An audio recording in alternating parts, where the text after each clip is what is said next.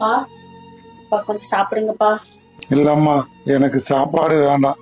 எனக்கு நியாயம் கிடைக்கிற வரைக்கும் நான் இப்படிதாம்மா இருக்க போறேன். இப்ப இன்னும் எவ்வளவு நாளைக்குப்பா அவளையே நினைச்சு கவலைப்பட்டுட்டே இருப்பீங்க? கொஞ்சம் சாப்பிடுங்கப்பா. எனக்கு சாப்பாடு வேண்டாம். யாரும் நாடேரி பசங்க பண்ணது அதுவே நினைச்சு பார்த்துட்டே இருப்பீங்களாப்பா? கொஞ்சம் சாப்பிடுங்கப்பா. உன் தங்கச்சிக்கு இந்த மாதிரி நடக்குன்னு நினைச்சு கூட பார்க்கல சாமி. இப்படியே பண்ணிக்கிட்டே இருந்தீங்கன்னா நாளைல இருந்து நானே வேலைக்கு போக ஆரம்பிச்சிருவேன். ஐயோ, வேணாண்டா தங்கம், வேணாண்டா. நீயும் போயிட்டியா? எனக்கு யாரா இருக்க? நான் சாப்பிட்றேன்டா.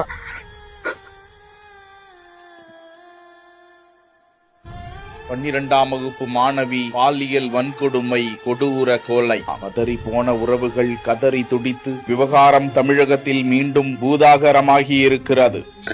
இந்த நாசமா போன உலகத்துல பொட்ட பிள்ளைங்க ரோட்ல சுதந்திரமா போக முடியாத இருக்குது.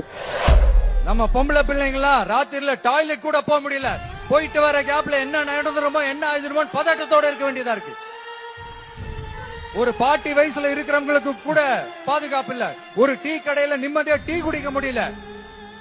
போதையை போட்டு வந்து எல்லாரும் வெட்டிட்டு போயிடறானுங்க. இதனா நாடா இல்ல காடா?